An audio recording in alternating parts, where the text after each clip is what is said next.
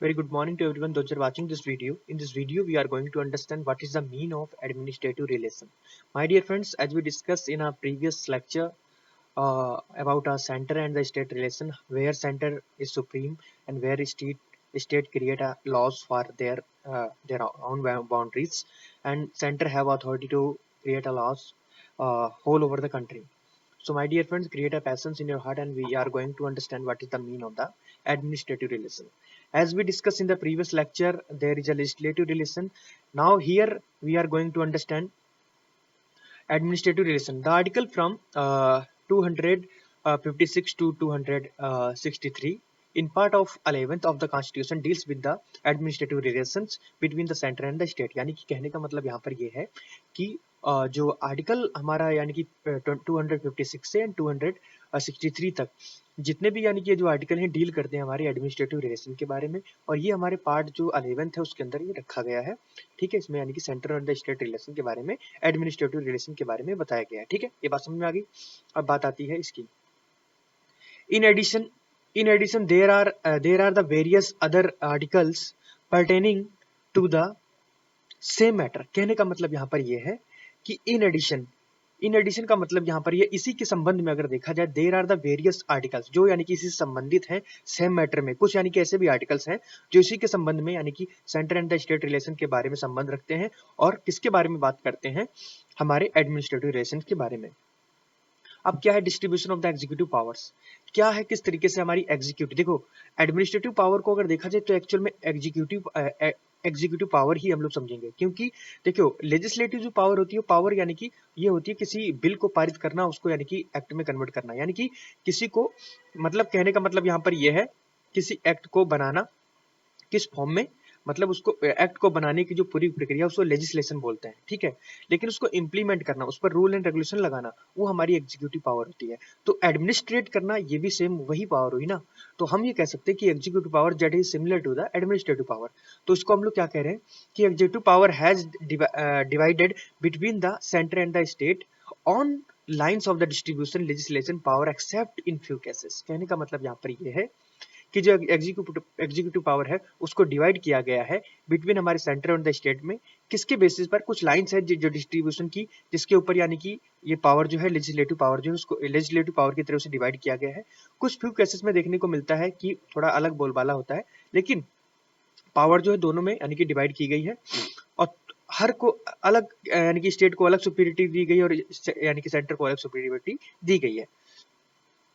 The executive power, देखिए the executive power of the center extend of the whole India, whole of the India। कहने का मतलब यहाँ पर यह है कि जो एग्जीक्यूटिव पावर है हमारी इंडिया की वो पूरे सॉरी हमारी जो एग्जीक्यूटिव पावर है सेंटर की वो पूरे पूरे यानी कि होल ओवर इंडिया पे रहेगी। लेकिन अगर बात करें स्टेट की तो स्टेट की जो यानी कि एग्जीक्यूटिव पावर है वो उसके स्टेट के अंतर्गत रहेगी। ठीक है, लेकिन अब यहाँ पर एक बात आती है जो जिसको यानी कि दो बातों में इसने बताया है। क्या बताया है कि the matter on which the parliament has exclusive power, यानी कि कुछ ऐसा मैटर जिसके ऊपर यानी कि पार्लियामेंट के कुछ एक्सक्लूसिव पावर हो।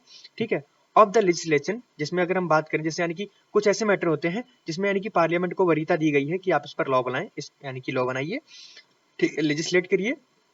वो लिस्ट होती है हमारी यूनियन लिस्ट, उस यानी कि जितने भी सब्जेक्ट्स हैं यूनियन से रिलेटेड वो सारे हमारे यूनियन लिस्ट में दिए गए हैं। लेकिन अगर बात करें कुछ ऐसा जहां पर हमें यानी कि स्टेट का वरीयता देखने को मिलती है, वो ये है the exercise of the rights authority and jurisdiction conferred on it by any treaty or agreement. Similarly, executive power of the state extend to its territory in respect of the matter on which the legislature has exclusive power of the legislation that is subject state list। मैंने कहने का मतलब यहाँ पर यह कि एक union list होती है जिसमें यानी कि आप पार्लियामेंट को देखते हैं, हमारी जो सेंटर है उसके अंदर लॉ बनाती है। लेकिन स्टेट यानी कि सिमिलरली स्टेट के स्तर पर देखा जाए तो स्टेट लेजिस्लेचर होता है जो अपने सारे यानी कि लॉ बनाता है, या मतलब जो भी अपनी रूल एंड रेगुलेशन की जो प्रक्रिया है, मतलब लॉ बनाने की प्रक्रिया है, वो पूरी यानी कि स्टेट लिस्ट में रखता है। इसी तरीके से आगे यानी कि ऐसी एक लिस्ट होती है जिसमें दोनों मिलकर यानी कि अपने लॉ रखते हैं, जिसको बोलते हैं हम लोग यानी कि कॉन्करेंट लिस्ट। क्या बोलते हैं?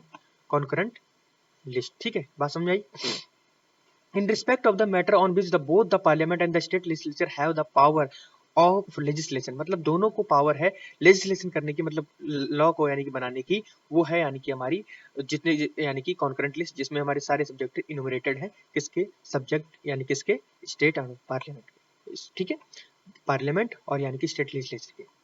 The executive power the executive power rests with state except when the constitutional provisions or parliamentary law specifically confers it on center। अब यहाँ पर बात आती है, देखिए बात समझिए। therefore a law on a concurrent subject, यानी कि कोई भी लॉ हो ऑन ए कंकरेंट सब्जेक्ट दो इनेक्टेड बाय पार्लियामेंट, उसे पार्लियामेंट के द्वारा इनेक्ट किया जाएगा, यद्यपि वो पार्लियामेंट के द्वारा यानी कि इनेक्ट किया गया हो, इट टू बी एग्जीक्यूट, यानी कि उसको एग्जीक्यूट किया जाएगा किसके द्वारा, स्टेट के द्वारा। मतलब सिंपल ये है, अगर कोई लॉ है उसको यानी कि इनेक्ट किया गया है, बनाया गया है किसके द्वारा, पार्लियामेंट के द्वारा। कोई ऐसा लॉ है कंकरेंट लिस्ट के अंदर बात कर रहा हूं मैं, अगर कोई भी लॉ ऐसा है जो यानी कि इनेक्ट किया गया है या बनाया गया है किसके द्वारा, पार्लियामेंट के द्वारा, लेकिन उसे एग्जीक्यूट किसके द्वारा किया जाएगा, स्टेट के द्वारा।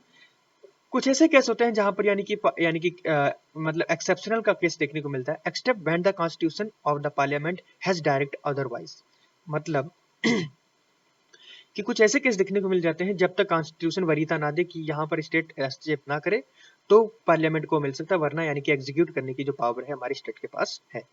अब बात आती है obligation of the states and centre, यानी कि हमारे स्टेट और सेंटर के क्या क्या कर्तव्य हैं, उनको बात समझेंगे, ठीक है।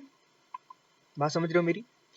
अगर समझ रहे होंगे तो मेरे चैनल को लाइक करिए, सब्सक्राइब करिए, जितना हो सके उतना शेयर करिए, क्योंकि यही मुझे एक आपसे उम्मीद रहती है, ठीक है। तो इससे मुझे ये उम्मीद रहती है कि आप लोग यानी कि जितना चैनल को लाइक करेंगे, शेयर करेंगे, सब्सक्राइब करेंगे, उतना मेरा चैनल आगे फर्दर प्रोसीड होता है, वही मेरी फीस होती है। चलिए स्टार्ट करेंगे कि क्या एक्चुअल में हमारे सेंटर और द स्टेट के क्या कर्तव्य हैं। The constitution has placed 2 restrictions on the executive power of states states in order to uh, give the ample scope of the center for exercising its executive power in an unrestricted manner। कहने का मतलब यहाँ पर यह है कि जो constitution है एक यानी कि रिस्ट्रिक्शंस लगाता है किसके ऊपर, एग्जीक्यूटिव पावर जो है किसकी, स्टेट्स की, in order to give the ample of scope. देखिए बात को समझिए, स्टेटमेंट बहुत अच्छी है। देखिए समझिए, ये जो कॉन्स्टिट्यूशन है हैज प्लेस 2 रिस्ट्रिक्शंस, यानी कि 2 रिस्ट्रिक्शंस लगाता है on executive power of the state in order to give the ample of scope centre for exercising its executive power in an unrestricted manners. कहने का मतलब यहाँ पर यह है कि जो हमारा कॉन्स्टिट्यूशन है वो स्टेट के ऊपर यानी कि 2 रिस्ट्रिक्शंस को इम्पोज करता है, लेकिन हमारे जो यानी कि सेंटर है उसको बहुत ज्यादा स्कोप देता है कि आप इस पावर को एक्सरसाइज करिए, मतलब उसका मजे उठाइए, ठीक है। Thus, the executive power of the every state is to be exercised in such a way। इसलिए यानी कि प्रत्येक स्टेट की जो यानी कि एग्जीक्यूटिव पावर है उसे यानी कि मतलब उसको एक्सरसाइज करने की जो पावर है वो कुछ इस तरीके से है। पहला है ए पार्ट, ए को समझिए, ए क्या कहता है, as to ensure the compliance with the laws made by the parliament and any existing law which apply in the state। कहने का मतलब यहाँ पर ये है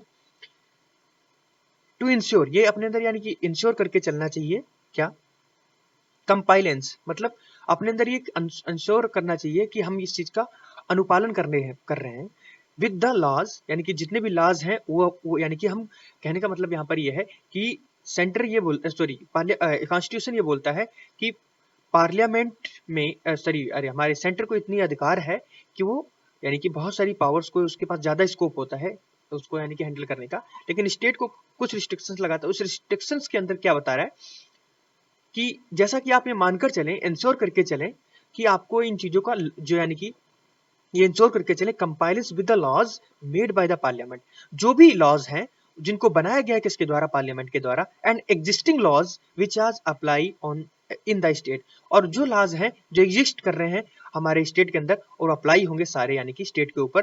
कि देखिए कोई भी लॉ अगर मान लो, सिंपल है यार, देखो अरे बैक का भाई, हाँ कोई भी लॉ जो हमारे यानी कि पार्लियामेंट के द्वारा बनाया गया है, सेंटर उसको यानी कि क्या करती है, उसकी पावर को एग्जीक्यूट करती है, लेकिन स्टेट को क्या बोला गया है कॉन्स्टिट्यूशन में कि कुछ रिस्ट्रिक्शंस लगाए जाएंगे। उस रिस्ट्रिक्शंस का मतलब क्या है कि आपको क्या करना है, आप अपनी हद में रहना है, हद से बाहर नहीं निकलना है। जो आपको हद दी गई है, आपने वो सारी चीजों का अनुपालन करना है, उन सभी का प्रतिपालन करना है जो भी लॉ बनाए गए हमारे पार्लियामेंट के द्वारा, जो हमारे स्टेट बाउंड्री के अंदर एग्जिस्ट कर रहे हैं जितने भी, ठीक है। ये बात कही पहली ये बात होती है।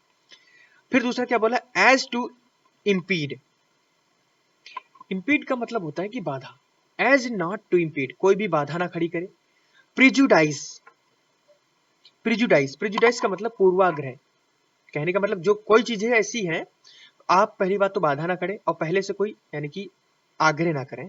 The exercise of the executive power of the centre in the state, यानी कि आग्रह ना करके चलें हम, जो यानी कि स्टेट के अंदर यानी कि पावर यानी कि इम्पोज की गई सेंटर के द्वारा, ठीक है। While the former lays down a general obligation, यानी कि पहले का जो बीत चुका है वो कुछ यानी कि जनरल ऑब्लिगेशन लेज डाउन करता है किसके ऊपर, upon the state. Latter impose a specific obligation, कुछ यानी कि ऑब्लिगेशंस जो है उसके ऊपर इम्पोज करता है, कुछ यानी कि कर्तव्य हैं कि आपको एक कर्तव्य है, आपको मानना पड़ेगा, ठीक है, वो इम्पोज करेगा आपके ऊपर। On the state no to hamper the executive power of the centre, और आपको ये भी बोलता है कि आप कोई भी हार्म नहीं पहुंचाएंगे executive power of the centre की। मतलब आप दो चीजें रिस्ट्रिक्शन बोलता है कि पहला तो बोला था उसने क्या, उसने पहला बोला कि जितने भी लॉज बनाए गए हैं पार्लियामेंट के द्वारा उनको आपको मानना पड़ेगा, उसके एग्जिस्टिंग लॉज जितने भी हैं उनको अप्लाई करके चलना पड़ेगा स्टेट के अंदर, पहली बात तो ये। दूसरा ये बोला कि आप पहली बात इम्पीड, कोई भी चीज को यानी कि इम्पीड नहीं करेंगे, ठीक है। इम्पीड का मतलब कोई भी चीज को बाधा नहीं खड़ी करेंगे, पहले से कोई आग्रह नहीं करेंगे कि हमें ये दे दो वो दे दो, आपकी सुना जाएगा, ठीक है। Or prejudice the exercise of the executive power of the centre in the state, यानी कि आप ये नहीं कहेंगे कि सेंटर मेरे में अंदर कोई भी रूल एंड रेगुलेशन ना लागू करे, वो करेगा, ठीक है। While the former lays down a general obligation upon the state. ये सभी चीजें मैंने बताई, आगे बढ़ता हूँ। अब कुछ आर्टिकल्स हैं जिसमें बताया गया है कि आखिरकार कि कौन सा आर्टिकल किस चीज से रिलेट करके चलता है, उसका सब्जेक्ट भी दे रखा है और उसका यानी कि सब्जेक्ट मैटर भी दे रखा है, समझिए। Article related to the centre and the state, यानी कि सेंटर स्टेट लेजिस्लेटिव रिलेशन से। अभी हम एडमिनिस्ट्रेटिव रिलेशन की बात कर रहे हैं, तो पिछले लेक्चर में मैंने तुम्हें बताया नहीं था, लेकिन अभी बताने की बात है तो बता देता हूँ कि आखिरकार जो लेजिस्लेटिव रिलेशंस हैं उसमें यानी कि कौन कौन से आर्टिकल्स आते हैं। जैसे अगर पहला आर्टिकल बात करें तो हमारा लेजिस्लेटिव रिलेशन के अंदर क्या आता है, 245। इसमें क्या बताता है कि extent of the laws made by the parliament and by the legislature of the states. कहने का मतलब यहाँ पर यह है कि एक्सटेंट ऑफ लॉज, यानी कि जितने भी लॉज हैं उनकी जो एक्सटेंट है बाय द पार्लियामेंट के द्वारा and by the legislature of the state, यानी कि सिंपल बात है कि कितना एक्सटेंट है हमारी पार्लियामेंट का और कितना एक्सटेंट है यानी कि स्टेट लेजिस्लेचर का, उसके बारे में बात करता है। 246 क्या बोलता है, subject matter of the laws made by the parliament and by the legislature. ये सब आप पढ़ सकते हो, मैं इसको बताने की कोई जरूरत नहीं है इतना, ये कुछ मिला के यानी कि लगभग 245 से लगभग 10 आर्टिकल्स हैं, इनको आप खुद देख सकते हो। अब बात करते हैं, in both the cases of the executive power of the centre extend to give of the such directions to the state as are necessary for the purpose। कहने का मतलब यहाँ पर ये समझिए, इन बोथ द केसेस, जो भी हमने पीछे पढ़ा लेजिस्लेशन और द एडमिनिस्ट्रेटिव रिलेशन के बारे में, जो एग्जीक्यूटिव पावर है ऑफ द सेंटर, ठीक है, एक्सटेंड करती है, मतलब बड़े बड़े स्तर पर एक्सटेंड करेगी to giving a such direction, कुछ डायरेक्शन जो होती है, कुछ डायरेक्शन जो होती है, giving a such direction to the states are necessary, कि क्या है, जरूरी है, स्टेट को कुछ डायरेक्शन मिलती है सेंटर के द्वारा जो नेसेसरी है, कुछ फॉर द पर्पस, किसके लिए, सैंक्शंस बिहाइंड, यानी कि कुछ यानी कि इनके ऊपर मतलब सैंक्शंस मतलब बोले तो कुछ यानी कि इनके ऊपर रोक लगाई जाएगी। Sanctions behind the directions of the centre is cohesive in nature, ठीक है। अब बात आती है 10 आर्टिकल, आर्टिकल जो है जैसे यानी कि 365 यानी कि एक आर्टिकल है, ठीक है। 10 आर्टिकल 365 सेज दैट, यानी कि जो आर्टिकल 365 है वो बोलता है that where any state has failed to with comply with, एक मिनट, हाँ, कि जहां पर कोई स्टेट यानी कि फेल करता है अपने आप को टू कंप्लाई करने के लिए विद, किसके लिए, with any directions given by the centre, मतलब कोई भी डायरेक्शन सेंटर के द्वारा यानी कि दी गई है और उसको आप फेल कर जाते हैं, it will be lawful for the president to hold the situations has arisen in which the government of the state cannot be carried on in accordance with the provisions of the constitution. कहने का मतलब अगर मान लो simple देखो कोई यानी कि मान लो सेंटर से प्राइम मिनिस्टर मोदी जी ने बोला कि ये रूल एंड रेगुलेशन आपको स्टेट में इम्पोज करने चाहिए, आपने नहीं इम्पोज किए, तो उस केस में हमारे जो प्रेसिडेंट है वो अपने हाथ में पावर ले लेते हैं और फिर जो करना होता है आप तो जानते हैं किस प्रकार की इमरजेंसी और किस प्रकार की सब कुछ लगाया जाता है, ठीक है। Sorry, the president hold the situations has arisen in which the government of the state cannot carried on in accordance with the provisions of the constitution. It means that in such a situation president's rule can be imposed in state under article। देखो उसका थोड़ा आगे पीछे कर दो, जैसे वहां पर 365 था उसके अंदर यानी कि क्या बोल रहा है, 365 के अंदर ये बोलता है कि अगर कोई भी स्टेट यानी कि फेल कर जाता है उस रूल को लगाने में, तो उसका जस्ट 6 और 5 को आगे पीछे कर दो, 356 जो केस होता है उसके अंदर यानी कि प्रेसिडेंट रूल लगा दिया जाएगा और भैया फिर झेलो उसे, ठीक है। ये बोलता है सेंटर। फिर उसके बाद आती है बात हमारी यानी कि centre directions to the state. क्या क्या यानी कि सेंटर की डायरेक्शंस हैं, क्या क्या निर्देश हैं किसके लिए, स्टेट के लिए, उसमें क्या क्या बताएगा उसको समझते हैं अच्छे से। In addition to these above case to cases, यानी कि जो 2 केसेस मैंने अभी बताए ऊपर कि क्या कर सकते हैं, तो सेंटर हैज empowered, यानी कि सेंटर को इतना, सेंटर इज empowered यानी कि सेंटर को इतना सशक्त बनाया गया है to give the directions to the state, state को डायरेक्शन या आदेश दे सकता है विद रिगार्ड, किसके रिगार्ड में, to the exercise of their executive power, अपनी पावर को एग्जीक्यूट करने के लिए power in the following matters, यानी कि पहला समझिए, यानी कि 3 मैटर्स यहाँ पर अभी है, आगे की कुछ भी होंगे शायद। The construction and the maintenance of the means of the communications by the state। कहने का मतलब यहाँ पर ये है कि the construction and the maintenance of means of communications, कहने का मतलब यहाँ पर ये है कि कंस्ट्रक्शन मतलब किसी चीज को बनाना, बिल्डिंग्स, आर्किटेक्चर, मॉन्यूमेंट्स जो भी है, and maintenance of means of the communication, यानी कि जितनी भी चीजें हमारी यानी कि जो यानी कि जैसे कम्युनिकेशन के मीडियम, जैसे अब हम सुनते हैं विविध भारती, इन सभी का मेंटेनेंस करते रहना चाहिए।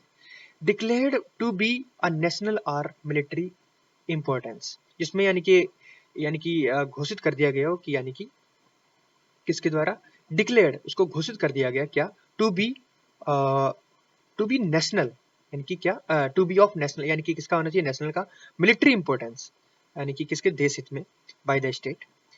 दूसरा क्या है कि the measure to be taken for the protection of the railways within the state. कहने का मतलब यहाँ पर ये है, इसको समझे ध्यान से, द मेजर यानी कि कुछ, यानी कि मापन के क्षेत्र में उठाया गया क्या, टू मेजर यानी कि कुछ, यानी कि परिणाम स्वरूप, यानी कि कुछ चीजें उठाई गई क्या, to measure to be taken for the protection, यानी कि प्रोटेक्शन के लिए कि हमें रेलवेज को बचा के चलना है, ठीक है। ये सभी स्टेट के अंदर यानी कि विद इन द स्टेट, यानी कि देखिए भारत अगर देखा जाए तो स्टेट ही तो सारी जगह टूटे पड़े हैं, मतलब कोई यूपी हो गया, कोई हरियाणा हो गया, कोई चंडीगढ़ हो गया, तो ये सारी स्टेट से ही तो हैं। अब इनके बारे में अगर हम बात करें तो समझना तो जरूरी है कि यानी कि जो हमारी प्रॉपर्टी है, सेंटर की प्रॉपर्टी हमारे स्टेट में जो फैली पड़ी है उसको यानी कि हम मेंटेनेंस करके चलेंगे। दूसरी बात, नेशनल मिलिट्री इंपॉर्टेंस, यानी कि हमारी जो विभिन्न देशों में जो मिलिट्री फैली पड़ी है उसको भी मेंटेनेंस करके चलेंगे, मीन ऑफ कम्युनिकेशन उसको भी बनाकर चलेंगे, ठीक है।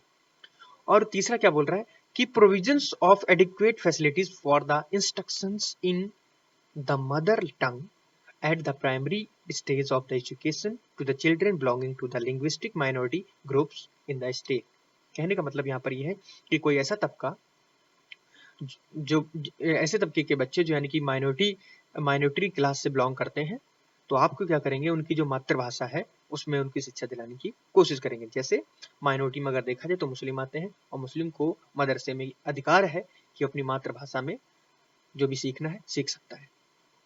अब बात आता है चौथा, the drawing up of executions of the specified schemes for the welfare of the scheduled tribes in the state। Simple है यार, हम क्या करेंगे, शेड्यूल्ड ट्राइब्स जो यानी कि एसटी कैटेगरी के लोग जो होते हैं अपने, यानी कि जितनी भी यानी कि उनका ग्रुप्स होता है, उन सभी को यानी कि क्या करेंगे, उनके लिए कुछ स्कीम निकालेंगे, उनके वेलफेयर के लिए, उनको बचाकर चलेंगे, उनके लिए एग्जीक्यूशन मतलब रूल एंड रेगुलेशन उन्हीं के अनुसार चलाएंगे। द कोर्सिव सैंक्शन, देखिए एक शब्द है कोर्सिव, कोर्सिव का मतलब ये है बलपूर्वक, तो coercive sanction behind the central directions under Article 365 is also applicable in these cases। यानी कि इन सभी केसेस, ये 4 केसेस मैंने पढ़ा, इसमें भी यानी कि स्टेट का यानी कि जो 365 रूल है वो भी यानी यहाँ पर लागू होता है। बात समझ गए आप? अब बात आती है म्यूचुअल डेलीगेशन ऑफ फंक्शंस। देखिए म्यूचुअल होता है ना, ये कहते हैं म्यूचुअली एक्सक्लूसिवली इंडिपेंडेंट, मतलब सतत है। ऐसी कुछ इवेंट जो म्यूचुअल है, म्यूचुअल का मतलब ये होता है जो आपसी हो, ठीक है, जो आपसी हो। तो म्यूचुअल डेलीगेशन ऑफ फंक्शंस,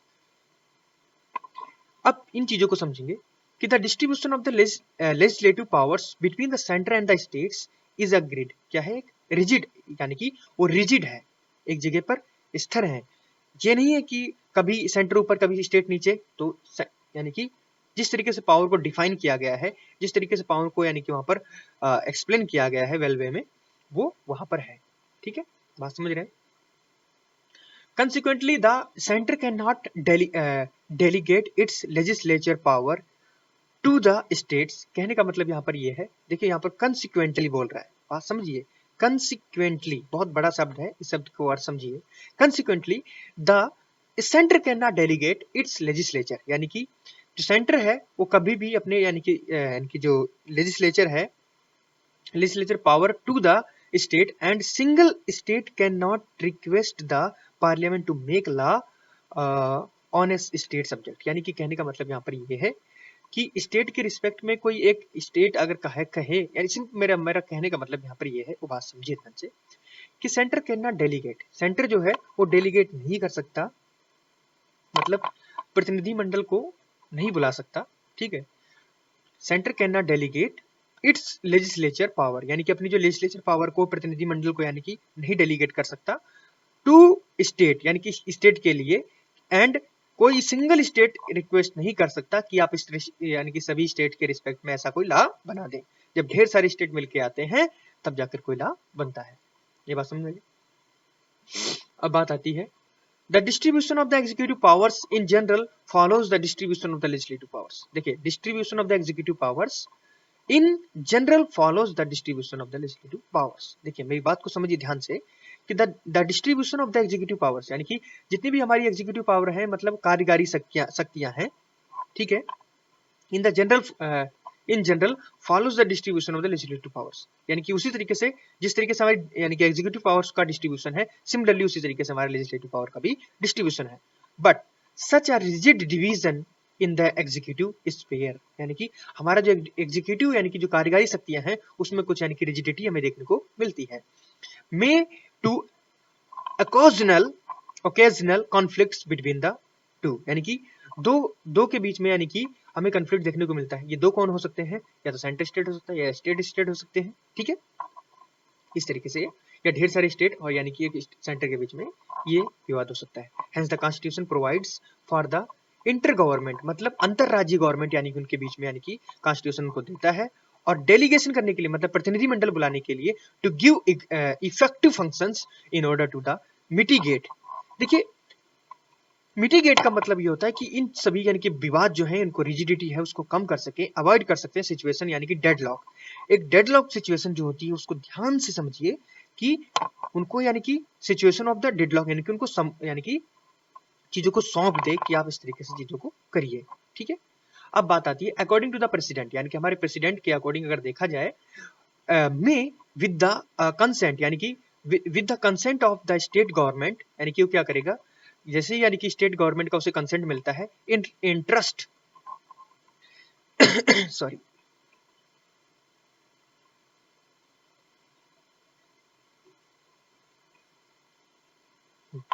कहा गया, interest to the government any of the executive functions of the centre, यानी कि कहने का मतलब यहाँ पर बात को ध्यान से सुनिए, अकॉर्डिंगली मतलब किसके अनुसार? प्रेसिडेंट के अनुसार। अकॉर्डिंगली द प्रेसिडेंट में, यानी कि प्रेसिडेंट कर सकता है, लेकिन मे को रोका है उसने। देखिए अब बात को समझिए, with the consent of the state government, वो यानी कि स्टेट गवर्नमेंट से क्या करेगा? कंसेंट करेगा। Interest to the government any of the executive function of the centre, यानी कि जो गवर्नमेंट है किसी भी फंक्शंस, यानी कि that the government any of the executive functions यानी एग्जीक्यूटिव फंक्शंस जो किसके हैं, सेंटर का, उस पर भी यानी कि वो कंसेंट करेगा। अब आगे क्या बोल रहा है, conversely the governor of state यानी कि जो किसका, जो गवर्नर ऑफ द स्टेट है, may with the consent of the central government, यानी कि उसी तरीके से वो सेंट्रल गवर्नमेंट से क्या करेगा, यानी कि क्या बोलेगा, कंसेंट करेगा, interest to that government any of the executive functions of the state. This is mutual delegation. ये क्या है, म्यूचुअल डेलीगेशन देखने को मिलता है ऑफ द एडमिनिस्ट्रेटिव फंक्शंस में बी कंडीशनल और द अनकॉन्स्टिट्यूशनल। ठीक है, अब बात आती है, constitution also makes the provisions for the entrustment of the executive functions of the center to the state without the consent of the state, but this in this case the delegations is by the parliament and not by the president। कहने का मतलब यहाँ पर ये है, देखिए बात समझिए, देखिए constitution also makes a provision, यानी कि जो कॉन्स्टिट्यूशन है वो क्या कर सकता है, प्रोविजंस को बना सकता है, प्रोविजन को बना सकता है for the entrustment of executive functions. Entrustment क्या मतलब ये होता है कि किसी चीज को सौंप देना, किसको, executive function of the centre को। ठीक है, मतलब सेंटर को सौंप देगा कि आप ये एग्जीक्यूटिव फंक्शन को करके चलिए, to a state without the consent, यानी कि किसी स्टेट का कंसेंट लेने की उसे कोई जरूरत नहीं है, और वो चाहे तो पावर जो है, यानी कि जो प्रोविजंस है उस किसके हाथ में सौंप देगा, सेंटर के हाथ में सौंप देगा। बट इन दिस केस, यानी कि इस केस में हमें क्या देखने को मिलेगा, एक डेलीगेशन देखने को मिलेगा, मतलब डेलीगेशन मतलब एक कर्तव्य उसका देखने को मिलेगा। In this case the delegation is by the parliament not by the president. ये जो यानी कि कर्तव्य होगा किसका, पार्लियामेंट के द्वारा होगा, ना कि प्रेसिडेंट के द्वारा। यहाँ पर प्रेसिडेंट की चलेगी नहीं। Thus a law made by the parliament is on subject of the union list can confer power and impose the duties on state or otherwise to conferring the powers and imposed of duties by the center upon state restrictions of consent of the center and the consent of the states concurrent, notably the state the same thing can be done by the state legislature। बात को ध्यान से सुनिए और ये बहुत जरूरी है। देखिए 10 इसलिए the law made by the parliament, यानी कि जितने भी लॉ हैं उनको पार्लियामेंट के द्वारा बनाया जाता है, on the subject of the union list, यानी कि यूनियन लिस्ट के ऊपर जितने भी यानी कि सब्जेक्ट्स हैं उन सभी को यानी कि पार्लियामेंट लॉ इंपोज करती है। कैन बी कन्फर कन्फर का मतलब ये होता है कि उसे प्रदान करता है। ठीक है, कैन बी कन्फर्ड सॉरी एक मिनट, हाँ, can be confer and impose the duties on the state, यानी कि स्टेट को प्रदान करता है और उसके ऊपर ड्यूटीज को इम्पोज करता है, और क्या करता है, authorising the conferring power and imposition of the duties, यानी कि कुछ उसके ऊपर ड्यूटीज को इम्पोज करता है सेंटर के ऊपर, अपॉन स्टेट के ऊपर, इर्रेस्पेक्टिव, यानी कि notably the same thing can not be done by the state. यानी कि ये अगर चीज देखी जाए, जैसे उसमें यानी कि पार्लियामेंट ने ये सब चीजें बनाया, रिस्ट्रिक्शंस किसके ऊपर इंपोज करी, स्टेट के ऊपर भी, और रिस्ट्रिक्शन किसके ऊपर, यानी कि ड्यूटीज किसके ऊपर इंपोज करी, हमारे सेंटर के ऊपर। लेकिन क्या स्टेट लेजिस्लेचर ऐसा कर सकता है? नहीं कर सकता। इसलिए notably the same thing can not be done by the state legislature. From the above, ये सब चीजें जो ऊपर हमने देखी, इट इज क्लियर, ये सब चीजों से यानी कि क्लियर है कि म्यूचुअल डेलीगेशन मतलब आपसी जो डेलीगेशन है हमारा फंक्शंस बिटवीन द सेंटर और द स्टेट के, can make the place either under the an agreement by legislation, while a centre can use both method of the state only use the first method. यानी कि या चाहे तो दोनों method use कर सकता है, यानी कि जो हमारी सेंटर है, और चाहे तो यानी कि खाली एक मेथड यूज कर सकता है। अब कोऑपरेशन क्या है, हमारे सेंटर यानी कि कहते नहीं है सहयोगी, एक दूसरे के सहयोगी बनकर रहो, सेंटर स्टेट को बोला गया। ये नहीं कहा गया है कि आप सुप्रीम हो और मैं इंफीरियर हूँ, ऐसा कुछ भी नहीं है। ठीक है, तो यहाँ पर दोनों को बोला गया कि आप एक दूसरे को कोऑपरेट करके चलेंगे। तो यहाँ पर बोला गया है cooperation between the centre and the state. Constitution contain the following provisions to secure the operations and the coordination between the centre and the state. यानी कि जो हमारा कॉन्स्टिट्यूशन है वो क्या करता है, कंटेन करके चलता है, क्या कंटेन करके, हमारा जो कॉन्स्टिट्यूशन है वो कंटेन करके चलता है फॉलोइंग्स और प्रोविजंस, जो यानी कि सिक्योर करके चलता है क्या, कि कोऑपरेशन होना चाहिए किसके बीच में, सेंटर और स्टेट के बीच में। पहला पॉइंट क्या है वो बोल रहा है, उसको समझे। पार्लियामेंट कैन प्रोवाइड, पार्लियामेंट जो है प्रोवाइड कर सकता है फॉर द एजुकेशन, ठीक है, adjudications. Parliament can provide for the adjudication, मुझे याद नहीं आ रहा है, ठीक है, एजुडिकेशन ऑफ एनी डिस्प्यूट्स और कंप्लेंट विद रिस्पेक्ट, एक minute,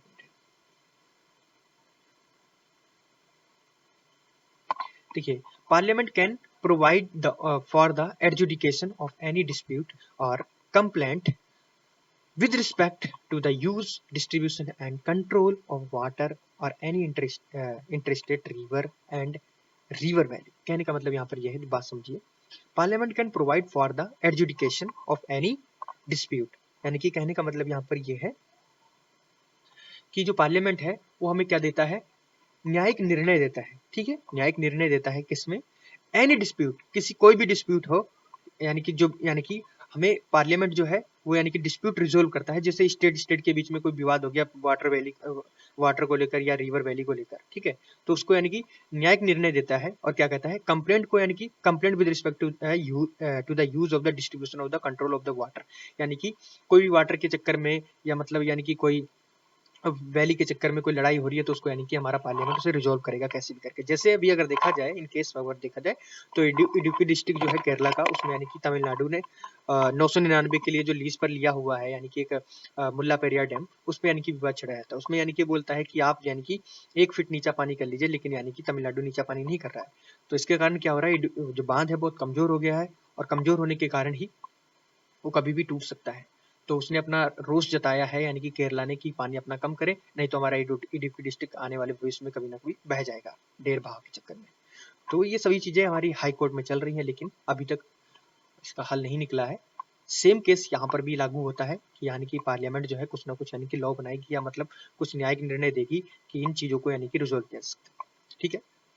president can establish an interested council to investigate and discuss the subjects of a common interest between the center and the states.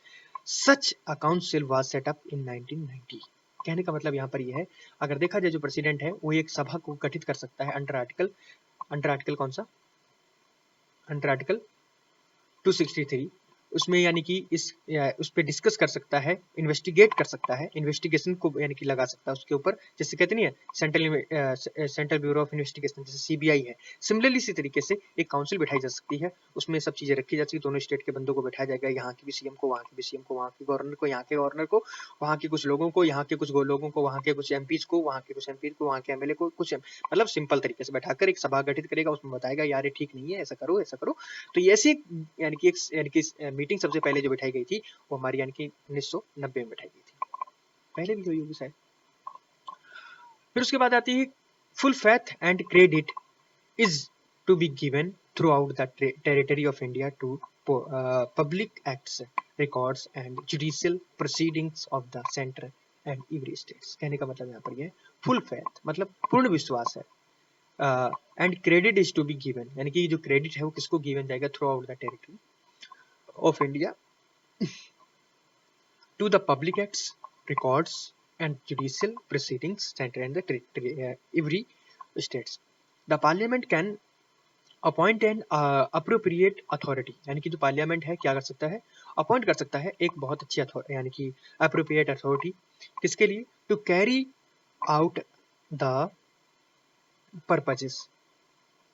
एक मिनट, यानी कि जो पार्लियामेंट है क्या कर सकता है, अपॉइंट कर सकता है एक उचित अथॉरिटी टू कैरी करने के लिए पर्पजेस जैसे ऑफ द कॉन्स्टिट्यूशनल प्रोविजंस जो रिलेट करके चल रहा है, inter state freedom of the trade, commerce and intercourse, but no such authority has been appointed for so far, यानी कि लेकिन कोई भी ऐसी अथॉरिटी उसको अपॉइंट नहीं किया गया है आगे की। तो ये लेक्चर इतना ही था, आगे जो होगा हमारा लेक्चर ऑल इंडिया सर्विसेज से स्टार्ट करेंगे। तब तक के लिए जय हिंद जय भारत। लेक्चर अच्छा लगा हो शेयर कीजिए, लाइक कीजिए, जितना हो सके उतना चैनल को सब्सक्राइब करवाइए लोगों से, और मैं जितना जल्दी यानी कि हमारा चैनल मोनेटाइज होगा हम आगे उतना अच्छे से काम करेंगे। धन्यवाद।